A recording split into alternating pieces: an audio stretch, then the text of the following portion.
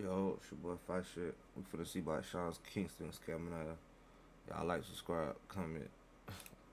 Sean Kingston has really become one of the biggest scammers in music, and I mean, I'm not lying. Just a few months ago, him and his own mom was indicted in a $1 million fraud scheme. See, Sean Kingston is somebody who really been around for a minute, almost 20 years at this point. But even from the start of his career, from the first few years of him getting money, he was still facing legal issues. Fast forward to around 2012, 2013, he was in the news for something you wouldn't want to hear. The man was getting sued by his landlord. Like I said, he had been getting money for a minute and he wanted to spend that money. So he decided to move into this big mansion, but he didn't buy it. He was renting it. He was renting this mansion for $25,000 a month. And a normal person, if you was to rent out a mansion, you probably want to take care of it because, you know, everything in here is expensive. Not Sean Kingston. He didn't care about this mansion. This landlord was saying that Sean Kingston trashed the place. He was paying 25 racks a month to trash the place. And then he skipped out on the $70,000 bill that he was owed. Basically, the landlord was saying that Sean Kingston and his mom really tore the house apart. They said it was broken landscaping lights, sprinkler heads, holes in the wall, broken rails. The landlord was saying they tore that house up and she wanted her $70,000 back. And it was a legal battle for a little bit, but Sean was determined to be in the wrong. Courts made him pay up $77,000. And this was back in 2012. But not only was he facing money problems, he was also a nuisance. I'm not even gonna lie. He was in controversy for things you would think a 16-year-old would get into. Granted, he was 23 around that 2012, 2013 time, but I'm 21 and I don't act like that. I don't do none of that he was doing. Point is, he was being a little stupid. He had all this money and he had that ego. So after what he did to the mansion, not take care of it, holes in the wall, all of that, he starts getting into it with the law. The man was reckless. He was drunk driving, texting while driving, getting constant tickets, acting crazy. He was tripping back during them 2012, 2013 years. An article from 2013 wrote this on the situation. Sean Kingston could have killed somebody last night because he got behind the wheel of his Lamborghini after boozing, pulled out his phone to text, and then tore down the Sun Street Strip at breakneck speeds. The 23-year-old hip-hop star was leaving this nightclub, and when we asked him an easy question about his favorite lyric on 2 Chainz's new album, Sean's response is, "I can't even remember. Too many drinks." They said that Sean then got into the driver's seat of the car, started pulling out his phone, playing on it, slammed on the gas, rolling down the street. The article said it's unclear if Sean Kingston was drinking about the joking, but it wouldn't be the first time he's tried to drive on alcohol. Back in June, Sean got out of his driver's seat of his Bentley when he realized he was too drunk to drive. This time, however, there was no such moment of clarity as he continued to get behind the wheel after drinking. It'll only be a matter of time before someone pays the price for Sean's stupidity. But it was like every time he was in the news for legal problems or money problems, it would just get worse and worse and worse. And in 2013, he would get in an insane lawsuit that you wouldn't really want to see nobody in. Sean Kingston got put into a gang blank lawsuit. Now, I can't say what it was, but you get what I'm saying. It was a gang lawsuit. So back in 2010, 3 years before the lawsuit I'm speaking on right now, a woman came out named Carissa, and she was claiming that back in July 2010, she had got real drunk and high one night and claims that Sean, his bodyguard, and a member of his band allegedly gamed her. And there's articles online going into real deep detail about what allegedly happened that night. I'm not gonna go into detail on all of that in this video, but you can look it up if you want to. And this was back in 2010. And when she tried to put these criminal charges on Sean, it didn't really go in her favor. Charges against Sean back in 2010 ended up getting dropped because the cops said that she wasn't a credible source. She didn't have a legit enough case. So the cops dropped it, and then we had Sean Kingston saying that it was consensual. But in 2013, the case would get sparked back up, but this time she was trying to get $5 million out of the man. She was fighting this case against Sean, trying to get something. We had Sean Kingston constantly claiming his innocence, and then we had her saying that he did what he allegedly did. The case would finally settle, and Sean was still claiming his innocence, but something got paid out. Hot New Hip Hop wrote this. It should be noted that Kingston's settlement is not an admission to guilt. He has maintained his innocence and is very confident that the case will go to trial. A source close to Kingston has also dismissed the claims. They went on to say this: her story wasn't consistent. She told various stories throughout her interviews with the police. Her friend's story wasn't consistent with hers. The medical report had no indications of force. Sean had confirmed that he and the woman did do something back in 2020, but maintains that the affair was consensual. Reports indicate that the settlement was a fraction of what the alleged victim was originally asking for, so a fraction of $5 million. So Sean Kingston's career was looking real crazy, and it got even crazier with legal and money problems. The early 2010s will really show the world what else there was to come for him. Now, I can't go into every single detail on every single money situation, but he was in a lot. He was in so many different situations with this person or this artist or this company. I kind of can't put it all into one video, or this is gonna be an hour long. But I can talk about the ones that I feel like are more important. Like in 2014, for example, when he got two of his cars repoed in the same week. This man, Sean, had his G-Wagon repoed because he was 3 months behind on payments, and he had his Bentley repoed.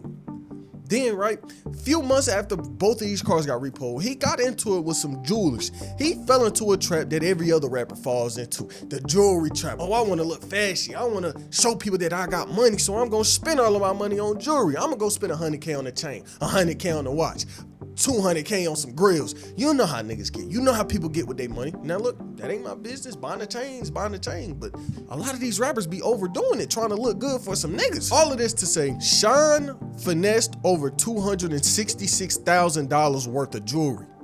Between 2008 to 2013, that man just was getting loose on niggas. He wasn't passing up no bread. And it was getting so bad that ended up going to court, and an article wrote this on the situation. When Sean Kingston started to get caught up over all of this money, he had his reps telling people that the money was ready to pay, but that money never got paid. So he had his reps saying, yeah, money on the way.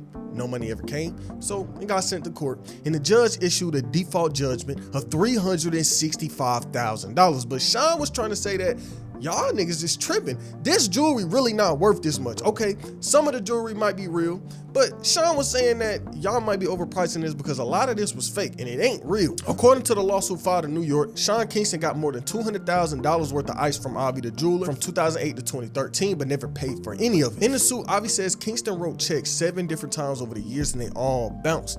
Avi claims the orders throughout the years included watches and chains, 2 of them featuring Kingston's initials, a diamond Jesus piece, a belly button chain, we're guessing it's not for him, and a cubic zirconia necklace and bracelet, which is fake diamonds if you don't know. A rep for Kingston tells TMZ, Mr. Kingston has paid Avi the jeweler well over $300,000 for the jewelry that was appraised at a far less value than that and has the cash checks to prove it. Additionally, no one would continue to supply jewelry to another individual for 5 years without receiving payment. Mr. Kingston fully intends to fight this lawsuit in the law court. And I mean, that is a decent point.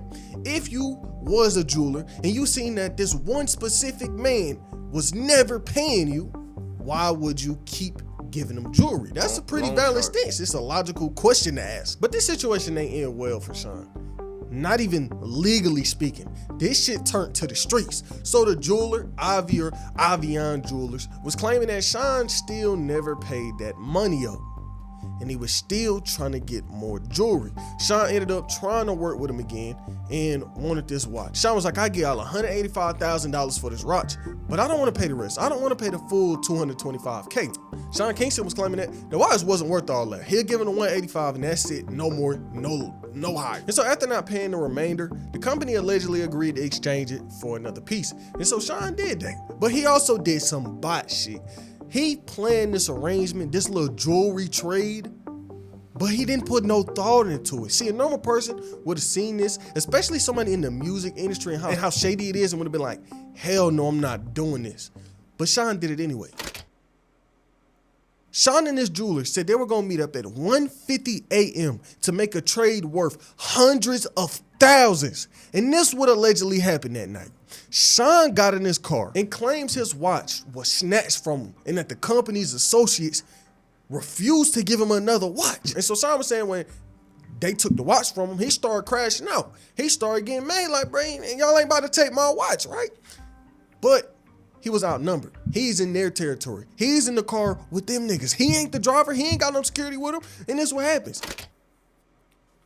He claims that allegedly after they got to this whole argument, they locked him in the car, pulled out a gun on him, and threw him in a secluded area. He was thrown out of the car, and they left him. And the next day, after it happened, Sean got on Twitter mad as hell. Never trust Avion Jewelers, period. Shady business. God never misses anything, so it will leave this in his hands. But just know karma.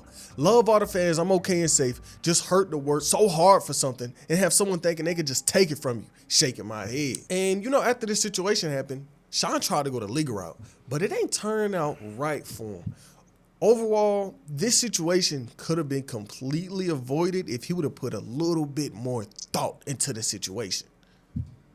And I mean, this situation was so dumb, the cops called it dumb. The cops was like, why would you even do this? Why would you go and try to make a deal worth hundreds of thousands at 1:50 a.m.? So they turned it into a civil lawsuit. One article on the situation wrote this. Sean Kingston claims that he was kidnapped and a jury dispute had fallen on deaf ears because the LAPD is chalking it up to a simple business disagreement. Law enforcement sources tell us Kingston's story just doesn't ring true, that he met a jeweler in downtown LA in the middle of the night to settle a dispute over a $185,000 watch. Kingston claims that the jeweler and his goons took the watch, locked him in the car at gunpoint, and drove off, eventually dumping him in the street. Our sources say the story doesn't make a whole lot of sense. Why would Sean be making deals in the middle of the night in a desolate area? It seems unclear, so cops are calling it a civil business dispute. And over these next few years, he would keep getting into more and more problems. So many problems of him not paying people or him embarrassing himself. I know you remember the whole drink man please thing. The man was a drug addict. He wanted some lean. He hits the plug up, start begging the nigga. He talking about drink man please. I just need a line. I see the messages. But Sean Kingston's life would really be done in 2024. This is a man who has over a dozen years of scamming people and playing with people's money and not paying for this or not paying for that. So in this brand new case where him and his own mama got booked on some fraud charges, it really wasn't a surprise to nobody. Back in May 2024, Sean Kingston's mansion was raided by the Broward Sheriff's Office. They came through and they hit him bad. And they was trying to get him and his mama on multiple charges. TMZ wrote this. The Broward Sheriff's Office raided Kingston's residence in Southwest Ranches, Florida, Thursday morning. We told his mama was arrested at the house during the raid and is facing multiple charges, including fraud and theft. Sean wasn't at home in the time. Actually, Sean was on the other side of the country and he got arrested in LA the same time his house got raided. Well, it wasn't LA, but it was an area in California. He was in Cali when the raid happened at his house. The article went on to write, law enforcement tells TMZ Sean himself is also a target in the investigation, although our sources would not say what he allegedly did to trigger the investigation. We do know, however, Sean was sued back in February for allegedly not paying for a $150,000 entertainment system. And the lawyer, Dennis Card, repping the company that sued him, was present during today's raid. And so Sean Kingston's house got raided and people was wondering what was coming next, because after what happened, him and his mom both went to jail and they ended up getting bond even though they were facing a good bit of charges. According to the court documents, the 61-year-old, his mom, is facing 8 charges, including conducting an organized scheme to defraud, grand theft, and identity theft. After hearing her bail Friday, she posted a $160,000 bond to secure her release. They was both facing these charges and even facing charges for dumb shit. One charge that Sean faced was grand theft for an $86,000 custom bed. And it was a lot more dumb shit that they was accused of stealing. And it doesn't make sense. If you gonna steal, why not steal something useful? What is you stealing furniture for and beds and speakers? I don't understand the concept. That's why I started this chapter as, is he a klepto? Because there's no other reason why you would be stealing this if you didn't think it was fun. He might like stealing. And I mean, they was facing $1 million in fraud charges. XXL wrote this. In Broward County Sheriff's jail documents obtained by XXL, Kingston's 61-year-old mother was hit with a slew of charges, including the ones I read earlier. According to WSVN 7 News, Miami News, the arrest warrants alleged that the pair stole nearly $500,000 worth of jewelry between October and March. Additionally, they are accused of stealing over $200,000 from Bank of America, a $160,000 Cadillac Escalade from a car dealership and more than $100,000 from First Republic Bank and stealing $86,000 from a custom bed manufacturer, as well as fraudulent use of another person's identity. I'm not gonna lie, at this point, they really need to start banning this nigga from buying jewelry, because how for the last 15, 16 years, your ass been stealing jewelry? You've been stealing jewelry since 2008. Why are jewelers still selling to this man? What the thought process is? That's why I said people wasn't surprised when he got booked, because nigga, you been stealing your whole life.